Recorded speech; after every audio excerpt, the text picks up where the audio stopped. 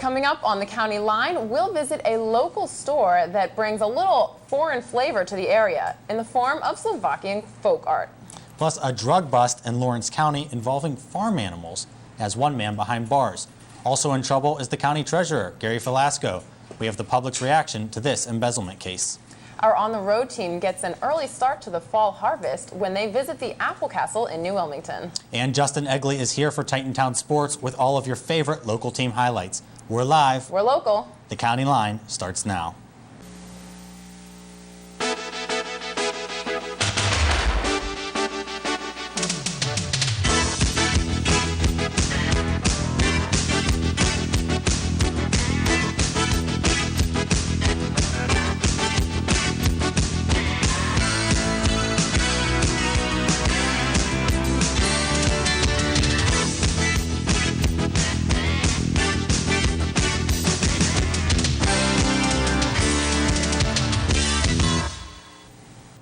Good evening on this lovely first day of fall, and welcome to the County Line.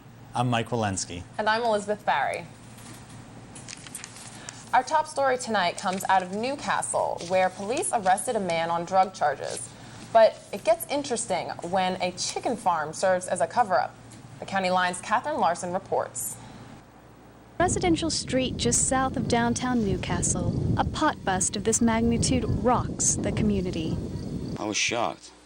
Jimmy Cavarici, a 35-year homeowner, used to feel safe here, but living just 3 doors down from the suspect's address, he's concerned. I know, it's amazing that it, was going on right here, that he was starting all the plants right here. Authorities tell the County Line the suspect, 46-year-old Ralph Bauman, had scores of marijuana strips planted earlier this summer in an unbooby-trapped field. District Attorney's Drug Task Force, they did a flyover for marijuana eradication. They found a field in North Beaver Township that had over 1,000 plants, marijuana plants.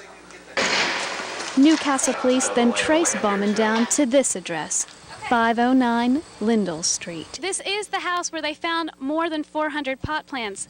But actually, even though it looks run down here, it was worse inside. They had high-end lights for growing the marijuana and chickens to fertilize it. We've had different animals at different places, and the chickens were a new thing since they were living totally in the house. The chickens helped. We did recover a semi-automatic rifle with a scope and a handgun in the house. The chief doesn't think anyone could have lived here. Deplorable. I mean, if you could imagine an indoor garden and farm, that's what it was like. But for this neighbor... It has. Do you feel safe? There's going to be a murder. Yeah, I do. I know most of the people around here. There's a lot of new ones that I don't know. You just stay away from them and, mind your own business. If you're not involved with the drugs and whatever, they're not going to bother you. Well, authorities have already made a pretty big break in the pot bust. They're still looking into other homes the suspect could have owned. I'm Catherine Larson in Newcastle for the County Line. Now, Mike, the good thing is that all those chickens made it out okay. That is right. Catherine told us that they were all adopted by another farm. That's right. All right, well, moving on. Lawrence County Treasurer Gary Felasco has found himself in deep water recently. Charges of theft, embezzlement, and conflict of interest. Tonight, Elizabeth Ferry shows us the public's reaction to the fiasco. Lawrence County Treasurer Gary Felasco is in quite a sticky situation with both criminal and civil cases against him. And while there have been reports of him not showing up for work every day, I'm standing right here next to his parking spot, which you can see today is full. Some Lawrence County residents would rather Felasco not show up for work. Many people are so disappointed in their treasurer that they just want him to resign. I think it's terrible, somebody can be your treasurer that you put all your respect in, and you think they're going to do a good job, and then they do something like that, I think he should have to sell all his properties and pay back all the money. I think he misused that money. Personnel change is what it's going to take. It's been going too long. Lawrence County residents expect their officials to work for them. But many people feel like Gary Felasco has taken advantage of his power to work for his own benefit. Of course, it's not fair, but that happens sometimes in government, and luckily, some people stepped up to the bat and said what was going on. At the end of the day, whether Gary Felasco shows up for work or not, it's now up to the Attorney General and District Attorney's Office to stand up for the taxpayers. In Lawrence County, I'm Elizabeth Farry for the County Line.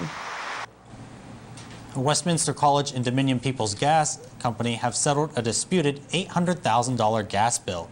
Earlier this year, Dominion Peoples Gas charged the college for years of faulty meter readings. This week, the parties came together to reach a settlement, but they're keeping the details secret. And also at Westminster College, renovations to Old Main are completed. That's right, Mike. Have you seen inside the building yet? I have. I was in there the other day. It looks really nice in there. It looks wonderful. They did an excellent job. Really all brought it up to sorts date. of new walls and new molding and everything. It looks wonderful. All the guts have been torn out, new wiring all brought up to code. It still smells good too. Handicapped accessible. That's what I like. Everything. And actually, the rededication ceremony is scheduled for Friday at 6 o'clock. So that's when they're rededicating. That's right. It's going to be a really nice thing to show off to alumni. Yep. This homecoming weekend. Exactly. And a lot has been going on this week in the news. This week, Amy LaValle has our 88.9 on the County Line. Titan Radio Digital 88.9 News brings you local news now. Good evening. I'm Amy LaValle with the top stories of the week from 89 FM. Lawyers want a judge to decide whether the person of interest in the May slaying of Mercer County doctor Ghulam Munda should spend more time in jail for violating probation. Damian Bradford, the person of interest, was sentenced to 12 months in jail last week for possessing steroids. This violated a 3-year probation he received last year. The shooting is still under investigation. The U.S. Secret Service says counterfeit money is on the rise in Pittsburgh. Agents are seizing as much as $5,000 a week in phony money in western PA. Much of the money is being passed in convenience stores, gas stations, and bars. The state won't guarantee the city of Pittsburgh gambling revenue for next year's budget. Mayor Tom Murphy was expecting nearly $4 million in slot machine revenue. He says he'll have to cut jobs if the money doesn't arrive. Applications for 14 gambling licenses in the state are due in December. Pennsylvania students are scoring worse in reading proficiency. 8th grade students scored lower on the standardized PSSA tests than last year. However, those same students did show improvement over their own scores from 5th grade the last time they took the test. Union and Neshannock schools scored the highest in our area. Newcastle District posted the worst marks. Mosquitoes carrying the West Nile virus were recently found in western PA. Some tips to avoid these dangerous insects are to cover your entire body with clothing when spending a lot of time outside, use repellent such as DEET, and try to avoid stagnant water, which is a common breeding ground for the pesky insects. That was your 89 on the County Line. To keep up to date every day, tune into Titan Radio News on Digital 88.9 FM. Stay tuned. More County Line is up next. Well, today being the first day of fall means that we have the same amount as daylight as darkness. And that also means that farmers will soon begin the fall harvest. Pumpkins and warm apple cider aren't far away. And to get you in the mood, our On the Road team went to the New Wilmington Apple Castle. Luke. And I'm Stevie. And we're on the road.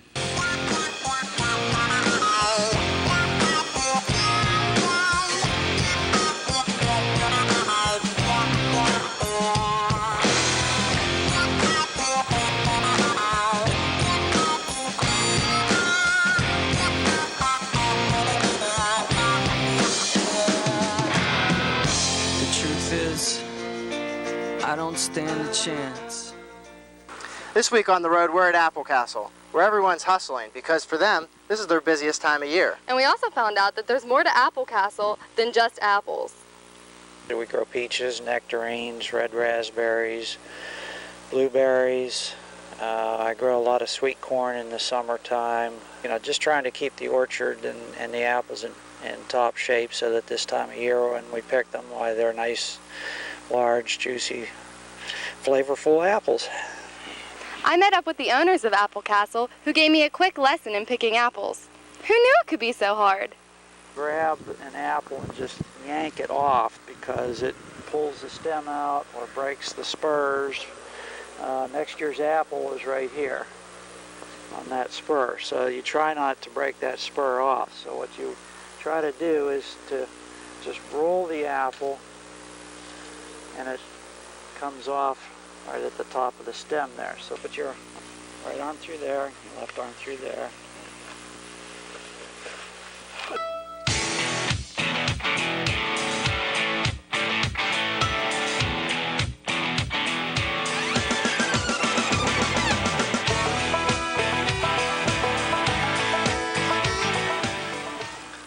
big problem with, Stevie.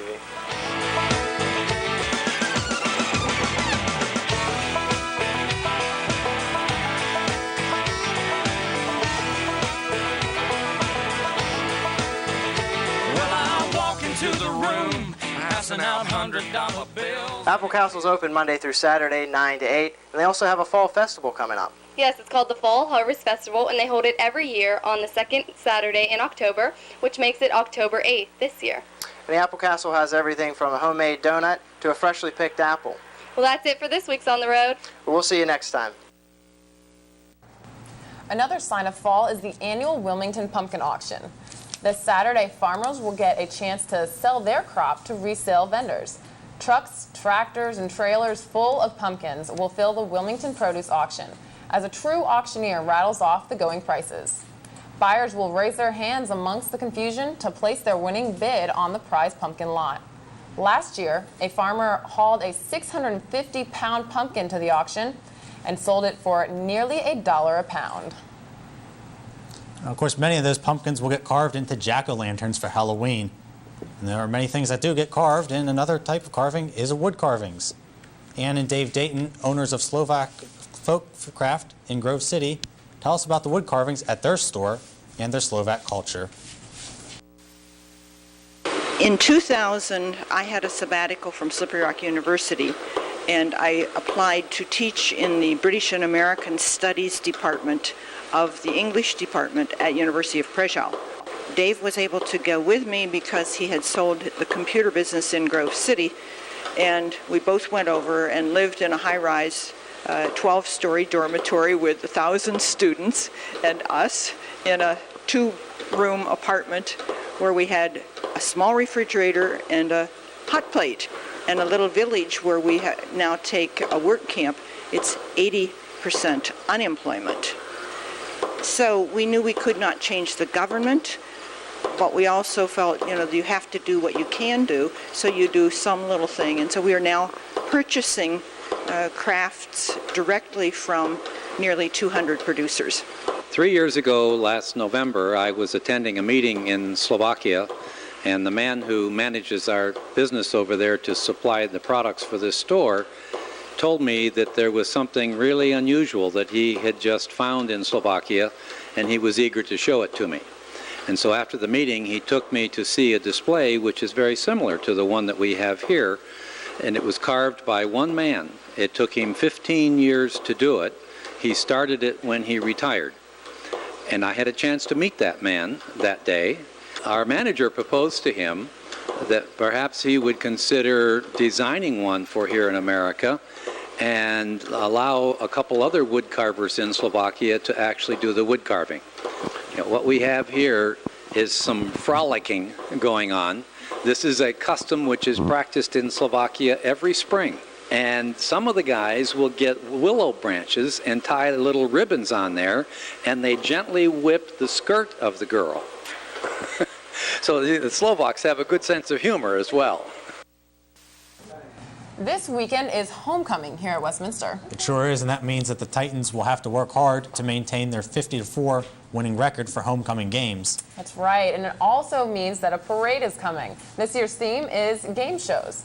Joining us tonight to talk about these events is Westminster alum and New Wilmington Mayor Wendell Wagner. But first, Amy Saspy has this week's county comments. This week, we're standing outside of Pizza Joe's asking local residents what they're doing this year for homecoming. So, ma'am, what are you doing this year for homecoming? I'm going to be in New Wilmington for homecoming. I always attend the parade and all the other activities that are here. We have the theater building and also the laundromat building, so we're very close with the college kids and especially the football teams. So what are you doing this year for homecoming? Well, I don't get to go see it because I have a softball tournament. I'm standing here with the owner of Pizza Joe's. What's your name, sir? My name is Dave. And what are you doing this year for homecoming? I'll be doing a lot of working and looking forward to seeing a lot of the kids coming back that I've known over the past. Thank you. Back to you in the studio, Kirsten. Thank you, Amy. With Westminster's homecoming just around the corner, New Wilmington is preparing for the big event. Tonight with me is New Wilmington Mayor Wendell Wagner to discuss how the event affects the local community. Thank you for being here tonight. You're very welcome, Kirsten. Now, before we get into the whole homecoming business, what's going on in the borough? Well, we have a lot of activity. Of course, homecoming affects the borough considerably. We're going to expect big crowds. We'll have our full police force out, I'm sure, along with all the college security. And one thing I do want to press on the borough issue is that we're coming down. December 31st is the last time you're supposed to have your house numbers on. So I just brought one along that is completed. I don't think anybody's going to want to see this one because it's the sewage plant in New Wilmington if you're interested. Yeah, but, not so much. Those are available at the borough building. And that was because it would be easier for emergencies? Yes. We had 2 cases in 1 week where the ambulance could not find house numbers to answer. And, you know, seconds are very important. Very important when it's an emergency. That brought the whole thing to a head. Absolutely. Now, I know that there's a fireman's auction coming up. Can you tell me a little bit about that? Oh, yes. This is one of the biggest events that New Wilmington has in the entire year. The firemen canvass the entire countryside for donations of used materials or new and money. And the auction is up at the present firehouse. And it's huge. The town just about shuts down. The traffic, you can't get through there. And I do want to punch it that all the students can come up, and including fraternities, and buy some new furniture this year. Because we'll see it out at the curbs in the spring to gather up after the kids have left. Right, we're always looking for new stuff. Right. When is that fireman's auction? October 1. Okay, excellent. Now, the big event for the weekend, homecoming. Right. How's the community preparing? Well, the community itself doesn't do a lot of preparing other than our being ready for the onslaught of people. But the college, of course, this is a big event, and I happen to be very close to this homecoming because I'm on the committee for our 50th anniversary class. I graduated in 1955, and so I am involved with very heavily with the preparations for that. Well, since you're so involved because it is your 50th reunion, what are you guys doing? Well, our class, basically, we have done a tremendous job, I think, at soliciting gifts for the college. Each 50th year class usually donates a gift to the college. And I got the numbers yesterday, and they're $130,000 from our class. 25 will go to the renovation of Old Main, 25,000 to a scholarship, and the other 80 is the set aside for planned giving. They're pre-designated gifts at that point. Oh, wow, that's so we're amazing. Very pleased with that, yes. That was a very nice job.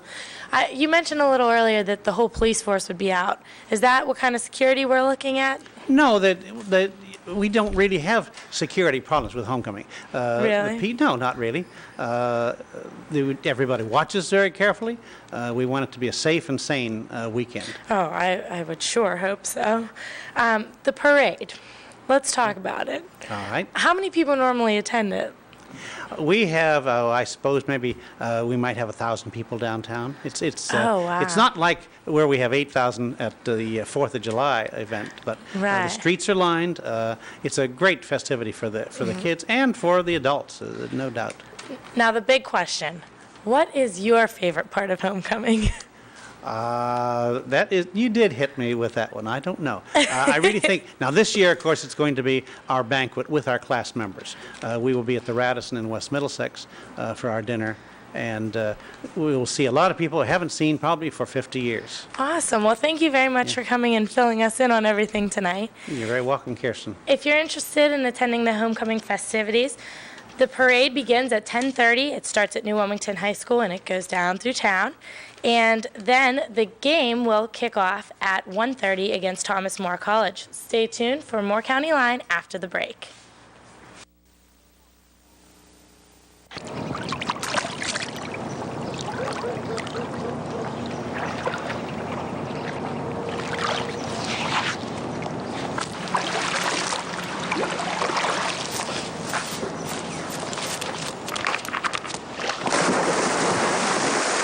There's a better way to have fun with history. Visit americaslibrary.gov. Log on, play around, learn something.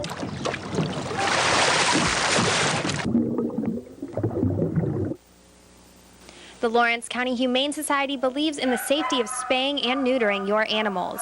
Spaying and neutering can have many long-term benefits. We at the Lawrence County Humane Society believe that all animals should be spayed or neutered many reasons why, but the biggest reason is that they will be a happier, healthier pet. Also, it alleviates the overpopulation problem. Getting your animals spayed and neutered is one huge step in making sure that more animals are healthy and find loving homes. I'm the best thing you ever had. Only thing I'm guilty of is giving you too much love, making you crazy, making you rat, making me fall, making me suspect. Seem to think I'm playing her game. Don't you never heard this is me. There's a better way to have fun with history. Visit americaslibrary.gov. Log on, play around, learn something. Hello and welcome to Titantown Sports. I'm Justin Agley. Thanks for tuning in, as we have a lot of football and football, not just football, but actual football coming up on the show tonight. Let's take a look at one of Westminster soccer team's newest members.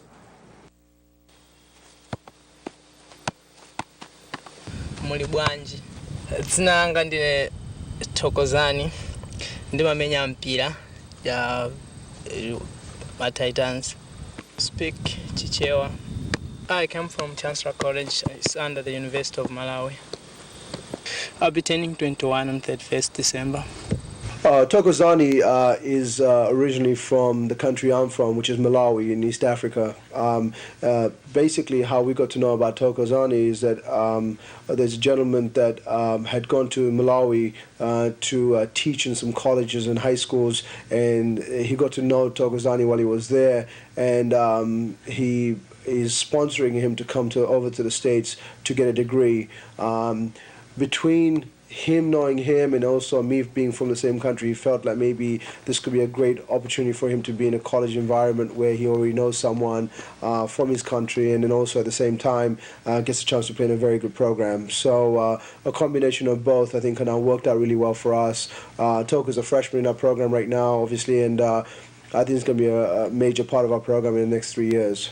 I play in the central midfield, probably for 12 years now. That's the only sport I've been playing so far for a long time, and it's a major sport in my country. That's why I play soccer here. Zikomo kwambiri ndikupemphani kuti muzandionere loweruka.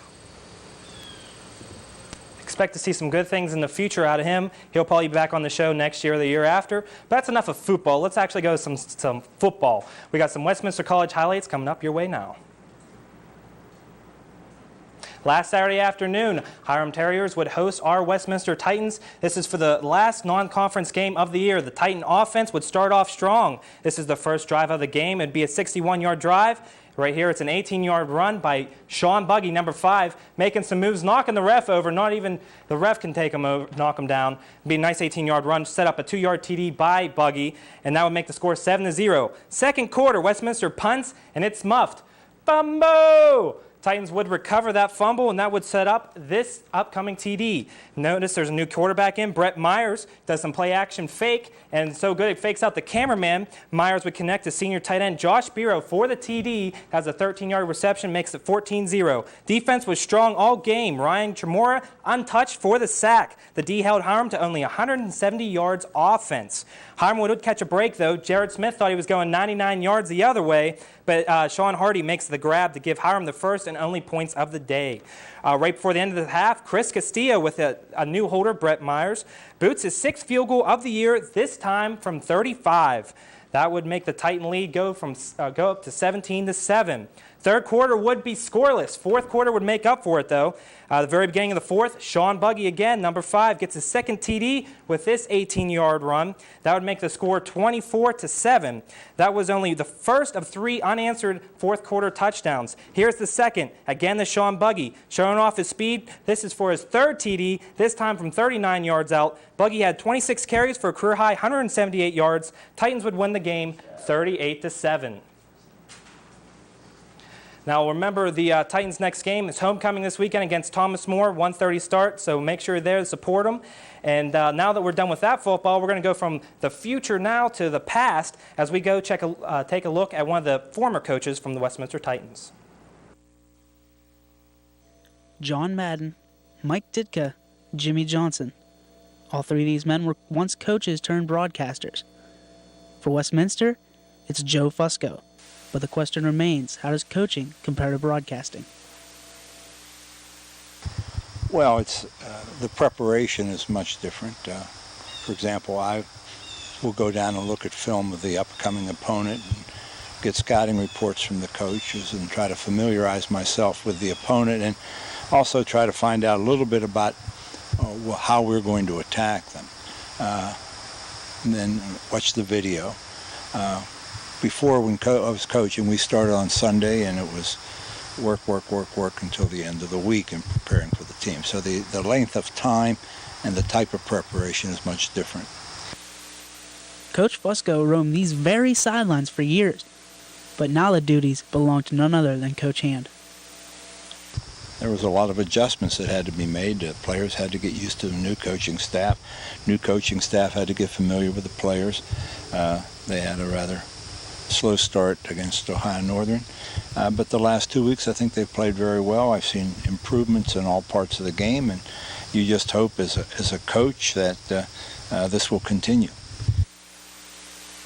Coach Fusco's in his second year of color commentating on Westminster Cable Network on Saturdays. How does he like it? Very well. I've had the pleasure of working with Dr. Barner, Joe Underko, and Jason, and things have moved along very well. Whether it's on or off the field, Joe Fusco has made a difference in the lives of many, even our own Jason Mackey, which means something, believe it or not.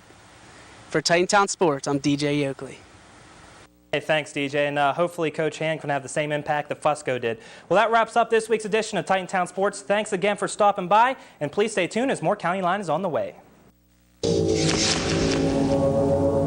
Crackhead, drug dealer, gang member, all kicked out of the community with the help of kids like me. Me. You can help prevent crime. Call 1-800-722-TEENS to find out how. It's time we're judged by what we do, not how we look.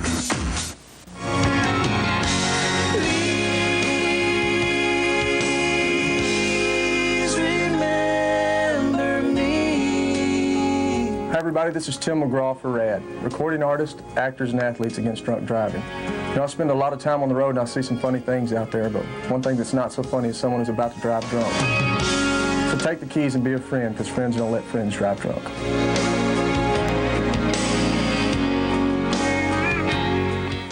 I wasn't going to school because I was making money stealing cars. Well, I was 10 when I first got involved with drugs. I skipped school because, nobody cared. When I first got pregnant, school was not important to me, so I dropped out. Well, if I don't finish school, then I can't go to college. That's the whole point of what I want to do with my life. I still need to go to school to make it for myself. I think I'm happier now. I know I'm happier now. That does it for this week's edition of the County Line. Stay tuned to the Westminster Cable Network for a rebroadcast of last night's Lawrence County Band Festival. Have a good night. Good night.